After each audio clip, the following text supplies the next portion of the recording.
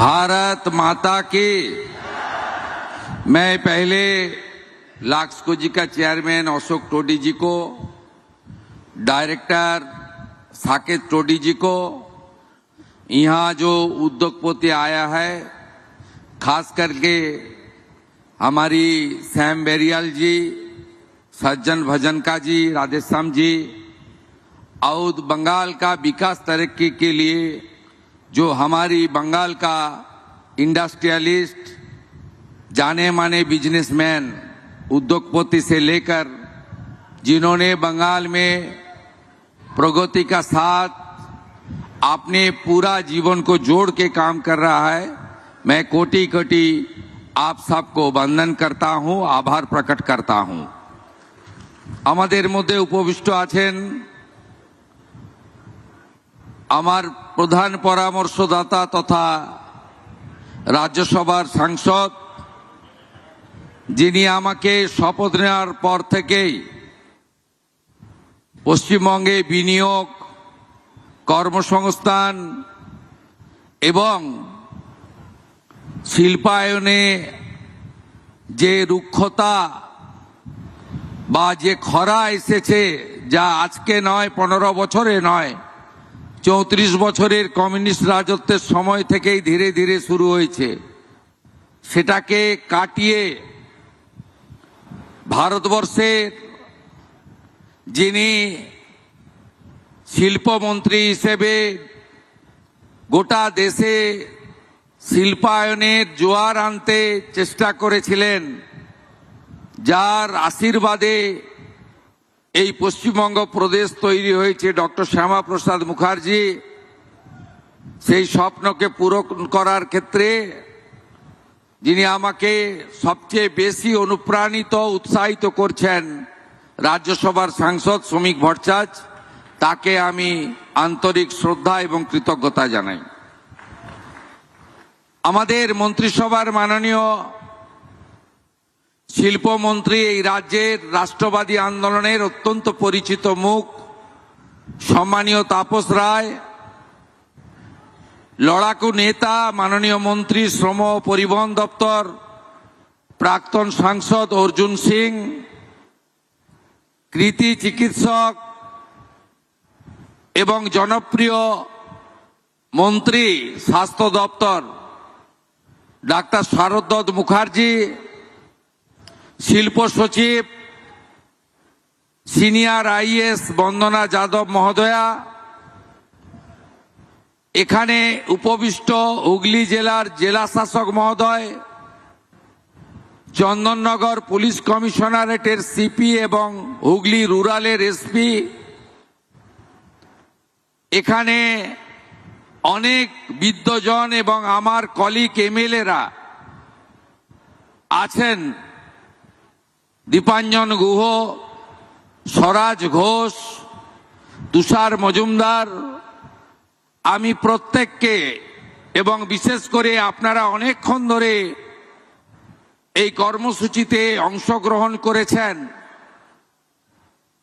অনেক বক্তব্য শুনেছেন এবং মূল যে কার্যক্রম ভূমি পূজন এবং শিলান্যাসের ফলক উন্মোচন, তাতে অংশগ্রহণ করেছেন, আপনাদের সকলকে পশ্চিমবঙ্গ সরকার এবং আমার পক্ষ থেকে আন্তরিক অভিনন্দন জানাই। নানা আঙ্গিকে বক্তব্য শুনেছেন।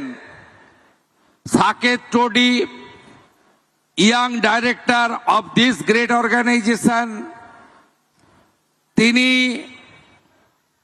ইয়াংস্টাররা পশ্চিমবঙ্গে কিভাবে আরো ইন্ডাস্ট্রিয়ালাইজেশনে যোগদান করতে পারেন তার কথা বলেছেন।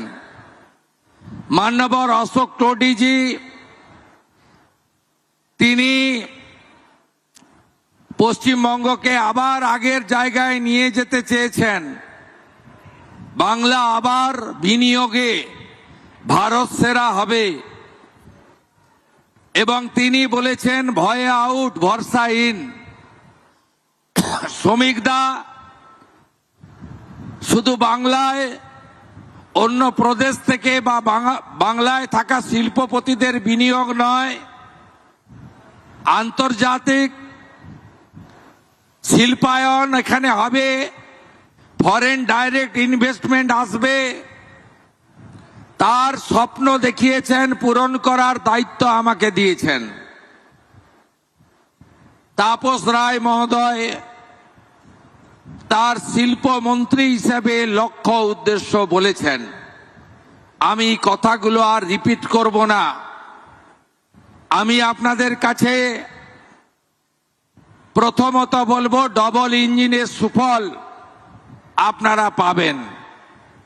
সামাজিক কল্যাণ, আইন শৃঙ্খলাকে শক্তপোক্ত করা, বেকারত্বের সমস্যা সমাধান করা, তার সাথে কৃষকদের মুখে হাসি ফোটানো, স্বাস্থ্য শিক্ষায় আধুনিকতার ছোঁয়া পৌঁছে দেওয়া, এটা যেমন সরকারের কাজ, তেমনি আমরা জানি 20টির বেশি রাজ্য যেখানে এনডিএ বা বিজেপি শাসিত, সেখানে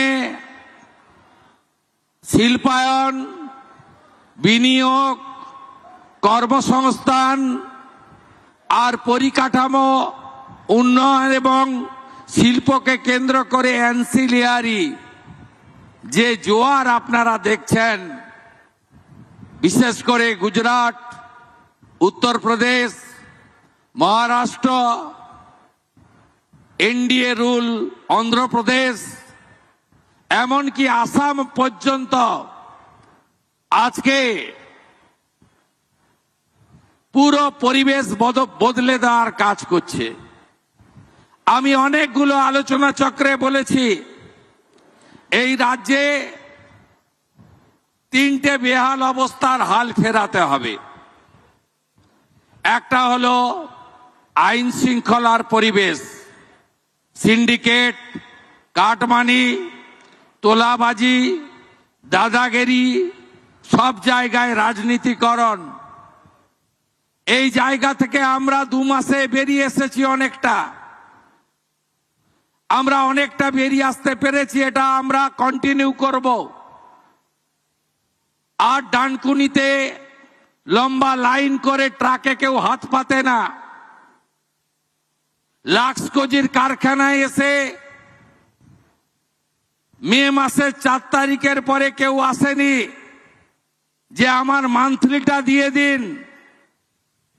আশা করি আপনাদের অভিজ্ঞতার পরিবর্তন হচ্ছে।